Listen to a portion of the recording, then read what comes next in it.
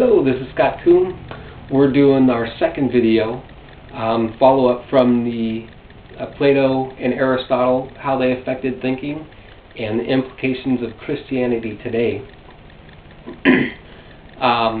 We're going to talk about the two major aspects of Christianity, sin and grace, and how those two relate within the two different aspects of thinking. Briefly, as a reminder,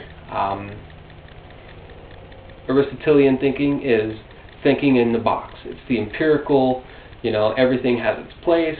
It's defined by function or looks or behavior or all these different aspects. Platonic thought is more of a the universal oneness, and so we seek the one source first, and then everything else has its implications. Okay, we'll call this a chair. We'll call this a chair. Three-legged stool. Okay, that's a chair because we sit, and the definitions don't really matter as much. So we go to what is sin.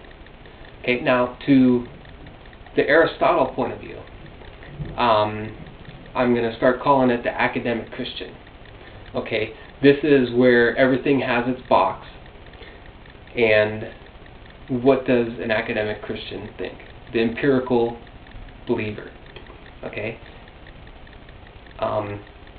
obviously sin is behavior. We've got a whole list of them in the Bible. Thou shalt not kill, thou shalt not murder, thou shalt not steal someone's car, especially mine. On and on. Don't commit adultery. All these different things are sin. Okay? And from there, they take a little bit of, the Beatitudes and the Sermon on the Mount, where, there is a bit of a spiritual implication, and so you don't lust, and you don't, hate and anger and jealousy. Those things are sin as well. Though they're just because of what you want to do with them. So the academic Christian is focused on behavior, functionality, what's going on with the person. Okay? So the Platonic, or I'm going to call it the mystic Christian, is going to be looking at life as what is sin, and sin is going to be, as in that relationship, that gut instinct to love that Lord. Okay, that's God. That's who I'm going to be connected to. That's the spiritual relationship, and from that point, everything else is the fruit of that relationship. So therefore, the relationship with the Lord will bring out the output of correct behavior, abstaining from certain, sins or behavior that you would normally do.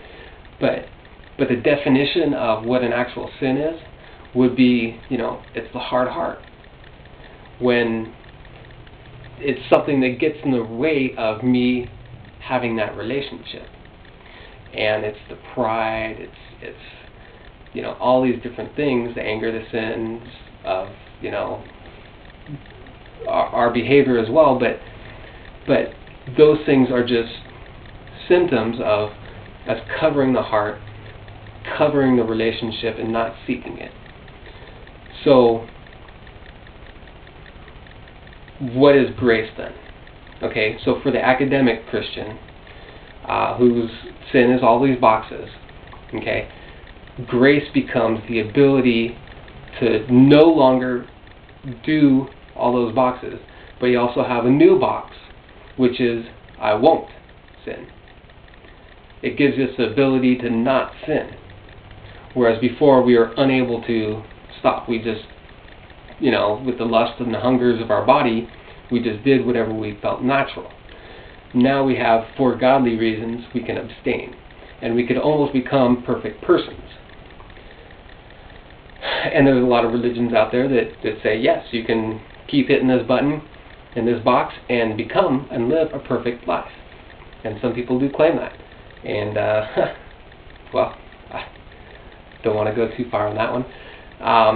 A mystic Christian takes that relationship of the hard heart is sin, and grace becomes a filling of the Holy Spirit that doesn't make us perfect. What it does is it gives us a love for God that we never had before. You know, as an academic, we really truly love ourselves, or that sin is really, we love ourselves, and we create that little enmity between ourselves and God, and it's just a little war there. Suddenly, as a Christian, the Spirit's there. He gives us a love for God, and it starts from the inside out, which, you know, we have the heart that's suddenly alive and wanting that relationship with the Lord, and we also have the flesh that's all, you know, hey, I'm conditioned to do whatever I feel I need to and please myself, and it creates a war, a battle inside the mystic believer. And so they're constantly coming against each other, and like, man, and it's always a choice, you know, which one am I gonna, you know, give into? Naturally, we're called to follow the relationship, follow the love of our heart, and progress onward with the relationship with the Lord. Kind of like, you know, I did another video which was 2 roads and a path, and it's kind of like taking the side path and not understanding, not seeking all the different things that we would normally have sought. All that to say, this is just a very elemental, basics understanding of this. If I get a lot of responses and emails or comments or something like that, maybe I'll write a little short booklet or something about this. But I hope you guys enjoyed it, and I'll talk to you soon.